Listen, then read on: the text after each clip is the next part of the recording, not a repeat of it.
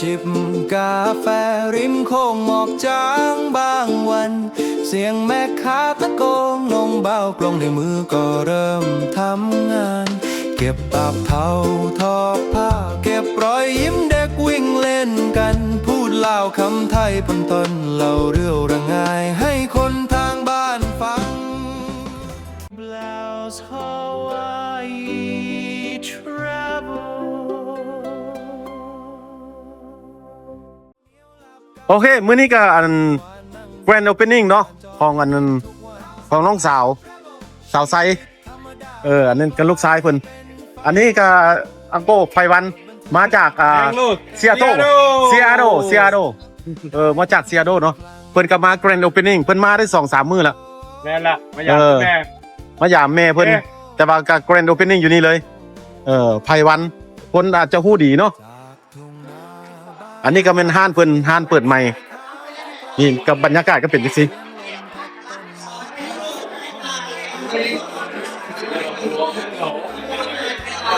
นี่อันนี้ก็บ่าวไผเนาะบ่าวไผเพิ่นก็มาGrand Opening มื้อนี้มื้อนี้เป็นวันศุกร์เดือน4ทุกทั้งวันวันที่30เนาะ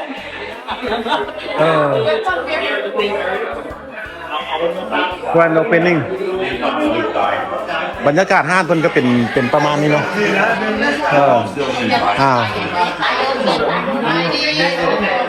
สบายดีกันน้อย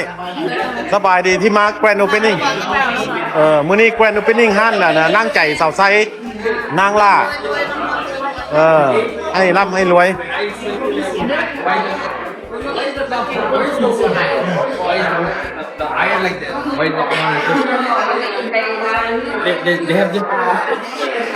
อันนี้ก็มีคนโลโก้ก็เจ้าก็มาห่วมมวลซึนอันนี้ก็สุรเดชคนเฮาเองสบายดีเพิ่นก็มาห่วมมันGrand Opening เนาะมื้อนี้เนาะเพิ่นมาอุดหนุนเพิ่นเก่าลูกสาวเพิ่นมานำ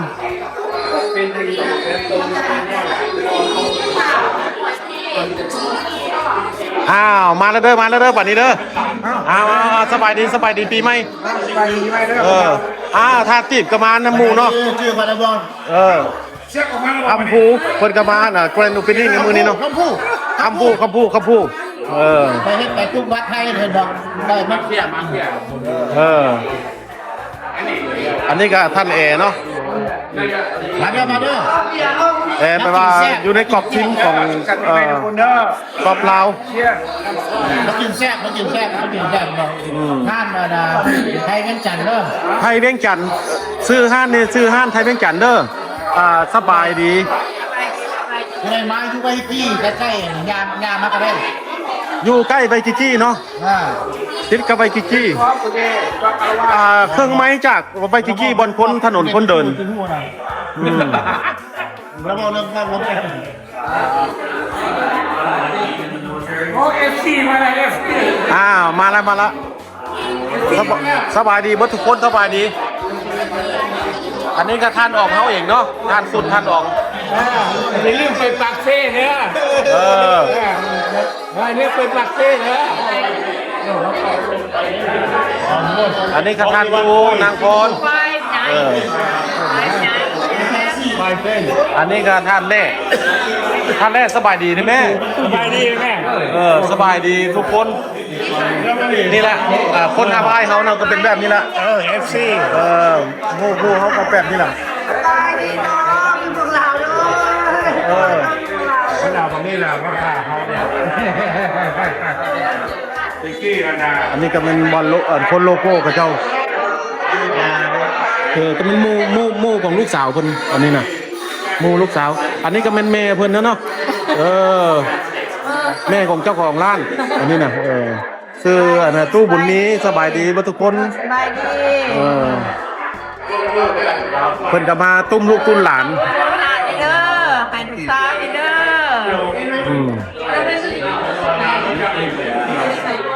เพิ่นก็หาก็เปิดใหม่ในมื้อนี้เป็นมื้อทมิตรที่ว่า Grand Opening อาหารก็ตั้งอยู่ใกล้ใบขี้ประมาณ1:30 ไมล์นี่แหละก็บ่ได้ไกลเนาะอยู่ คาปาฮูลูถนนคาปาฮูลู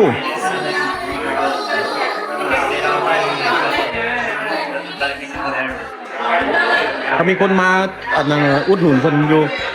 อันนี้ก็มันห้องเจียค่าว่าเขาจากร้องคาราโอเกะเนาะมันก็มีห้องคาราโอเกะให้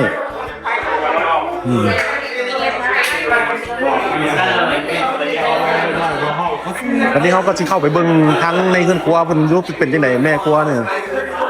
แม่ครัวเพิ่นบุกกันจังไดเนาะอ้าวอันนี้ก็นางล่าก็เป็นสบายดีเพิ่นก็เป็นหุ้นส่วนในอันนั้นในห้างนี้เนาะของสาวไซนั่งใจและการนี่นั่งล่าต่างคนเพิ่นอ้าวบอกทุกคนมาอุดหนุนเด้อเพิ่นอยู่ใกล้ไวคิกี้ประมาณ1 โมงครึ่งไหมจากไวคิกี้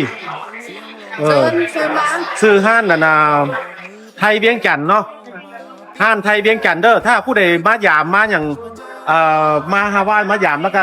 ตีคำว่าพิมพ์คำว่าไทยเวียงจันทน์แล้วสิเห็นห้านเพิ่นรถเด้อโอเคเพิ่นมีอาหารไทยอาหารลาวอันนี้ก็เป็นสบายดี ผัวเจ้าของห้านก็คือท่านแขกเนาะท่านแขกเพิ่นก็คุกใหญ่ในมื้อนี้น่ะมาหาว่าอย่าลืมเด้อไทยเวียงจันทน์ห้านเพิ่นน่ะถ้าผู้ใดมาฮาวายให้พิมพ์คำว่าไทยเวียงจันทน์อยู่ถนนคับปาฮูลูคับปาฮูลูนัมเบอร์หยัง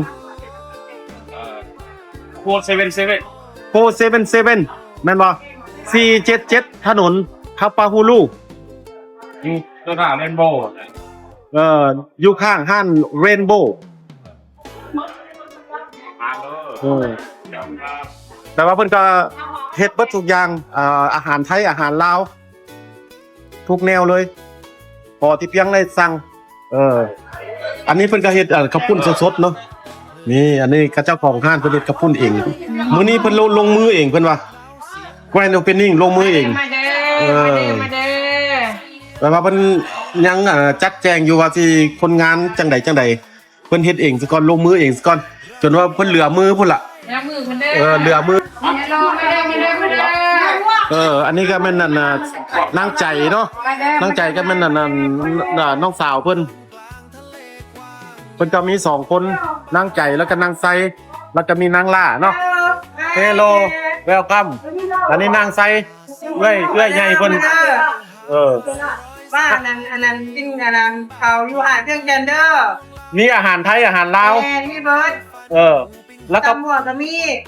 ชื่อห้านหยังไทยเวียงจันทน์ผู้ใดมาอยู่ฮาวายก็ให้ตีคำว่าไทยเวียงจันทน์มาถนนคับปาฮูลูเนาะที่ข้างทางเรนโบว์ไฟอีนีมาโหลดว่าขาดที่ได้มาล้างเท้าของใหญ่ในแม่โหลดโอเคอาหารก็แปลว่าอาหารลาวอาหารไทยเฮานี่แหละ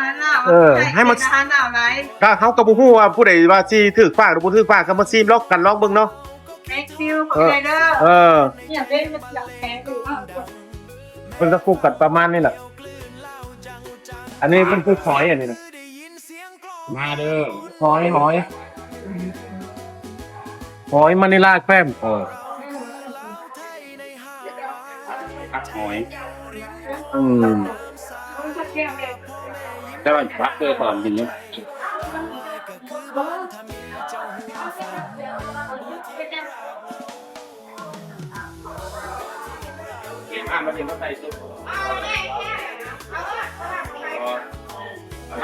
พวกนี้เพิ่นก็สำนานเติบเลยเพิ่นมีหลายห้านอยู่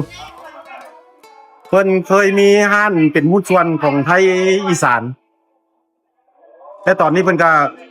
มาตั้งห้านของตัวเองก็เริ่มต้นถ้าว่าผู้ใดมาฮาวายก็อย่าลืมแวะเด้อ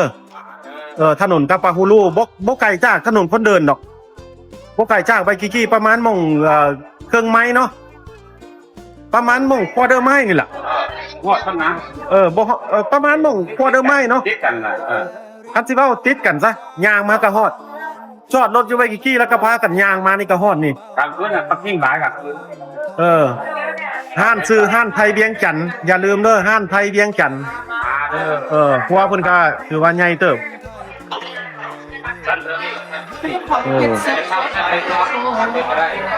แล้วก็มีสั้นเทิงพร้อมเพิ่นบ่มีสิทธิ์สั้นลุมเด้ บัดนี้สั้นเทิงเพิ่นก็ยังปาวางอยู่ตอนนี้เพิ่นกำลังมีแผนการว่าสิเฮ็ดหยังสั้นเทิงนี่ครับว่า ที่เฮ็ดแบบพวกมันน่ะแบบเมาแบบเฮ็ดอันนั้นเฮ็ดแต่งานบ่เฮ็ดโปรเจกต์ โอ้เฮ็ดปาร์ตี้เนาะ ฮ็ดยปาร์ตี้ อันนี้อนาคตเพิ่นคิดว่าจังซั่นเนาะ แม่อนาคตแม่ เพิ่นกำลังวางแผนกันอยู่ว่าผู้ใดอยากมาเซาเฮ็ดแต่งงานเฮ็ดเบิร์ธเดย์ แม่น เฮ็ดgraduation บ่หรือเฮ็ดหยังเนาะ แววคำอย่าง เพราะว่าทั้งเทิงมันก็กว้างซำใด พวกคำนี้แหละประมาณปิด100คน โอ้ทั้งเทิงเพิ่นก็ประมาณกว้างซำนี้แหละแต่ว่าหากอยู่เทิงเพิ่นมันถึกโล่งเด้มันบ่ได้มีเฮือนครัวแบบนี้เนาะตันมันสิเป็นใหญ่ๆเป็นโล่งไปเลยเนาะ แม่ โอ้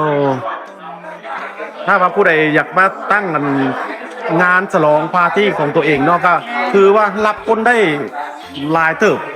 ตั้นเทิงก็ได้เนาะก็ ประมาณ100 ประมาณประมาณร้อย แม่น ประมาณร้อยประมาณนั้นเนาะมาเด้อ โอเค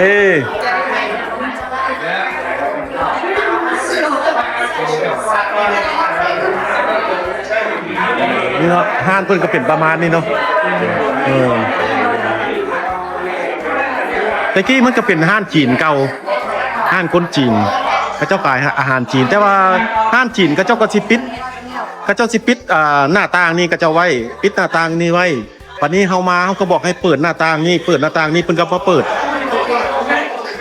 ห้านอาหารจีนแต่กี้มันก็สโลว์หน่อยนึงเพราะว่ามันปิดหน้าต่างเบิด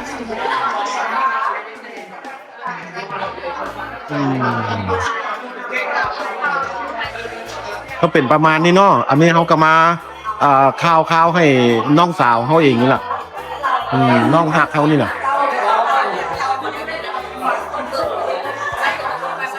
โอเคประมาณนี้เนาะที่ว่าเฮาข่าวให้ผู้ใดได้มาแวะฮาวายก็อย่าลืมเด้อห้านไทยเวียงจันทน์อยู่คับปาฮูลูถนนคับปาฮูลูใกล้ไวกิกี้ถนนคนเดินโอเคก็เป็นประมาณนี้เนาะถ้าผู้ใดมักก็กดไลค์กดแชร์กด Subscribe ให้เด้อพอขอบใจ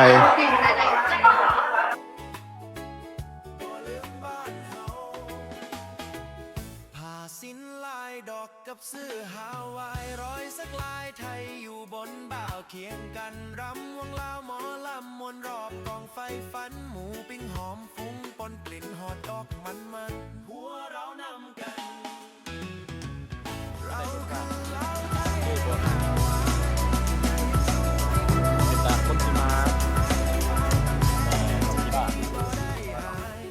กอดกันท่ามกลางทะเลกว้างใหญ่บ่ลืมบ้านเฮาบ่ลืมบ้านเฮากลางคืนมองดาวก็คิดทอดบ้านเสียงแค่ในใจยังบรรเลงก้องดัง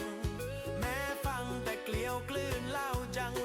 ก็ยังรู้สึกคือได้ยินเสียงกลองงานบุญเราคือลาวไทยในฮาวายใจยังอยู่ริมโค้งแม่น้ำสายภาพพ่อแม่ยิ้มอยู่ในหัวใจฮาวายก็คือบ้านถ้ามีเจ้าห่วงฝันบ่ทิ้งรากเหงา